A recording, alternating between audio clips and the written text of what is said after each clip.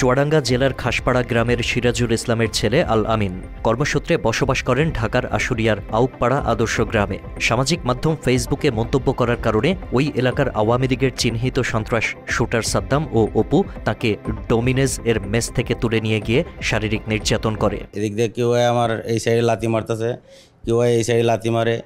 তারপরে আমার মুখটার ভিতরে আনুমানিক 2 থেকে 250 কিল ঘুষি আছে। আমি পুরা মুখ এখনও চড়াইতে পারি না। আর এই কিডনির পিছনে যে লাথি মারছে এগুলো এখনও ফুলে রয়েছে। সাদ্দাম, অপু ও তাদের সন্ত্রাস বাহিনীর 40-50 জন সদস্য আল আমিনকে নির্মম শারীরিক নির্যাতন করে। এলাকাবাসী থানায় মোবাইল করে ঘটনা জানানোর কিছুক্ষণ পর পুলিশ ঘটনাস্থলে যায়। পুলিশের উপস্থিতি টের পেয়ে আহত অবস্থায় আল আমিনকে রেখে পালিয়ে যায় সাদ্দাম ও তার দলের অন্যান্য সন্ত্রাসীরা। পুলিশের কথা যখনই ওরা বাস পেয়েছে তখনই আমার ছাড়িয়ে দেওয়া সব চলে গেছে। রফিক নামে একজন ছিল, ওরা বললাম যে ভাই আমি আইটা যাইতে পারবো না, আমার একটু নিয়ে যা, তোমার যদি কিছু হয় আমি দেখবো, সেটা আমি বলুম পুলিশের। কিন্তু ওরা সব একই দলের লোক। তো ওই লোকটা আমার দইরা মোটামুটি রাস্তার অনেকটা জায়গা ঘুরে, পুলিশ আইতেছে এদিক দিয়া, ওরা আমার ঘুরে নিতেছে আরেক দিক দিয়া। আমি তো দৌড় দিব, ওই পরিবেশ আমার নাই, আমার পা খারাইতেছে না। সাদ্দাম বাহিনী মধ্যযুগীয়ভাবে আল আমিনের ওপর যে নির্যাতন চালিয়েছিল তার বর্ণনা দিলেন প্রত্যক্ষদর্শী এক নারী।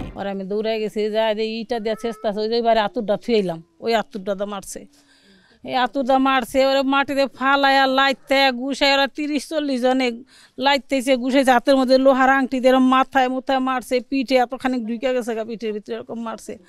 মাইরা আবার হন তাছাড় দিয়ে আবার গেটের বাইরে, বাড়ির ভিতরে বাইরে আবার ফালা দিছে ফিক্কা, ফালে আবার 50 জন সবাই ঘুষাইছে, ওর অজ্ঞানের মতো হয়ে গেছে, ওর কোনো জ্ঞান নাই। বুকের মধ্যে লাইতে মাথায় ঘুষে চাপা চুপাই দি ফুলালে, স্যার কথা কওয়ার শক্তি নই, খালি চায় রয়েছে এমনি, কোনো কথা কইতে পারে না। মাত্র 30% টাকায় জমির মালিক হয়ে নতুন বাংলাদেশের গড়ে তোলার স্বপ্ন দেখা বাংলা বসতি। আল আমিনের মুখে সাদ্দাম ওরফে শুটার সাদ্দামের নাম শোনার পর তার খোঁজে আশুলিয়ার আউকপাড়া আদর্শ গ্রামে যায় বাংলা এডিশনের অনুসন্ধানী দল। শুটার সাদ্দাম আওয়ামী লীগ সরকার পতনের পর নিরাপদ দূরত্বে অবস্থান করে ওই এলাকার নিয়ন্ত্রণ এখনও নিজের দখলে রেখেছে বলে জানা যায়। বাংলা এডিশনের অনুসন্ধানী দল সাদ্দামের দেখা পায়নি, তবে সাদ্দাম ও তার বাহিনীর নির্যাতনের শিকার কিছু মানুষের সাথে কথা বলে। এলাকাবাসীর সাথে কথা বলে জানা যায় চাঁদাবাজি, মাদক ব্যবসা, অবৈধ দখল সহ নানা রকম অপরাধের সাথে জড়িত শুটার সাদ্দাম ও অপু বাহিনী নামে চিহ্নিত একদল আওয়ামী ক্যাডারেরা।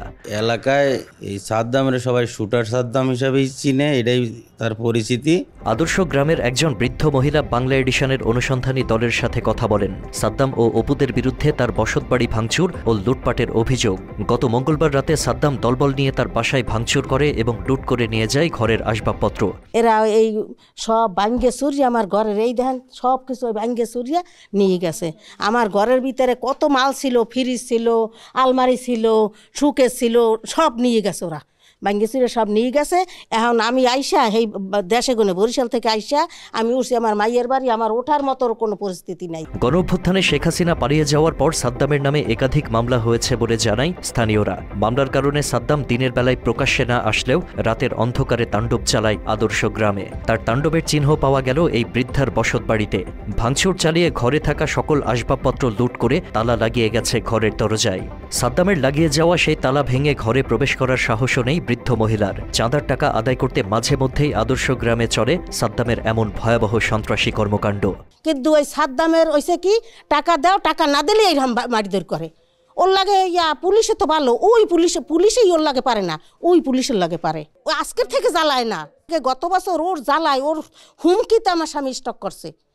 আর এখন আমি এইখানে থাকি, এক পাশে এই অফিস করে, আর এক পাশে আমি থাকি, সব কিছু নিটিয়া সব কিছু নিয়ে গেছে। শুটার সাদ্দাম ও অপুরা এই এলাকার মানুষদের জিম্মি করে রেখেছেন দীর্ঘ কয়েক বছর ধরে। নিয়মিত চাঁদা না দিলে বসতবাড়ি উচ্ছেদ করে দেওয়ার একাধিক অভিযোগ আছে সাদ্দাম বাহিনীর বিরুদ্ধে। তা আমি আগে আসলে আপনার একটু টান খাওয়ার জন্য 100-150 টাকা দিতাম। তা কইতাম কিসের জন্য, বলে কি আপা আপনি যদি টাকা না দেন তাহলে আপনার ঘর বাড়ি থাকবে না। তা আমি আমার হাজব্যান্ডে না জায়গায় ওরে মাঝে মাঝে প্রায় বিকাশে 5,000-6,000 করে পাঠাইতাম। পরে আমার হাজব্যান্ড একদিন বলে তুমি কারে টাকা পাঠাও। তা আমি বলছি এরকম অপু আমার কাছে টাকা আছে। কেন আছে? আমি যদি টাকা না দিই তাহলে আমার ঘর বাড়ি উঠাই নিয়ে যাবে। তুমি টাকা দেওয়া বন্ধ রাখো, ছেলে চিকিৎসা করবো না, টাকা দেবা। পরে আমি টাকা দেই না। 25 তারিখে, ডিসেম্বর মাসের 25 তারিখে আমার এই ঘর দুয়ার অস্তিত্ব সব নিয়ে গেছে।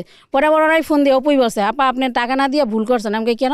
আপনার এখানে কিছুই নেই এখন। তাহলে আমাকে তাহলে কেন করলো এটা করতে হলে আপনি সাদ্দাম ভাইয়ের সাথে বসতে হবে।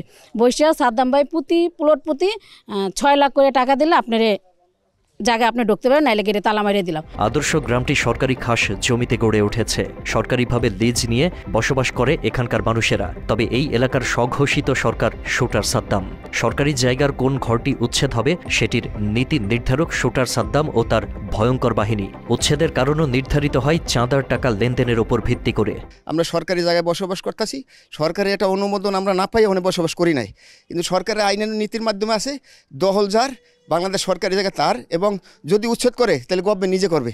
কিন্তু এই সাদ্দাম বাহিনী একটা সন্ত্রাসী দল, ওরা এখানে অরাজকতা সৃষ্টি কইরা সোজা ত্রাসের রাজ্য তৈরি করছে। এরা অস্ত্র মস্ত্র দেখাইয়া আমার বাড়ি, আমি আমার আব্বা অসুস্থ থাকাকালীন আমি আমার গ্রামের বাড়িতে গেছিলাম গত মাসে, যাওয়ার পরে ওরা এই সুযোগে আমার বাড়িটা দিনের 3টার পরে ভাঙচুর করে উপরে টিন চাল নিয়ে গেছে। সাদ্দামের বিরুদ্ধে এলাকায় চাঁদাবাজি ছাড়াও মাদকের ব্যবসার সঙ্গে জড়িত থাকার অভিযোগ করেন এলাকাবাসী।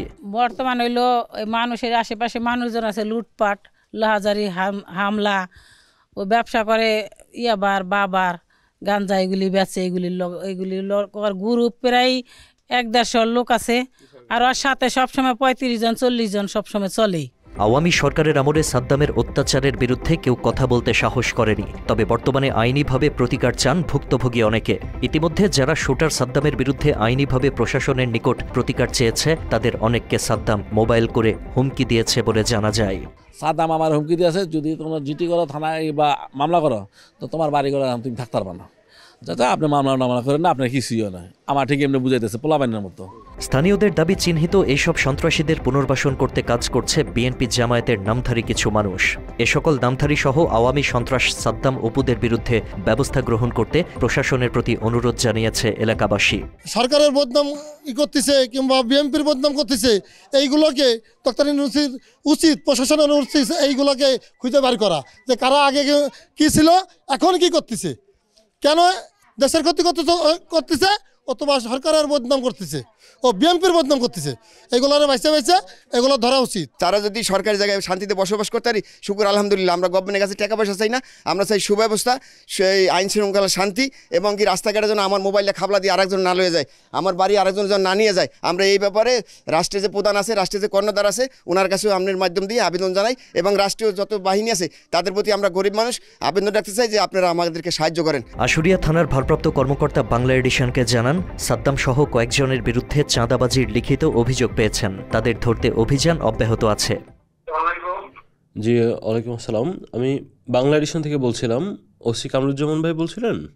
একটা বিষয় জানার জন্য ফোন করেছিলাম, সেটা হচ্ছে আপনার যে আউকপাড়া এলাকার সাদ্দাম এবং অপু, ওনাদের বিরুদ্ধে অনেক অভিযোগ এসেছে আমাদের কাছে যে ওনাদের এলাকায় জমি দখল, অনেককে আহত করা সহ অনেক কিছু করছে। আসলে ওনাদের ব্যাপারে আপনারা কি পদক্ষেপ নিয়েছেন একটু বলবেন?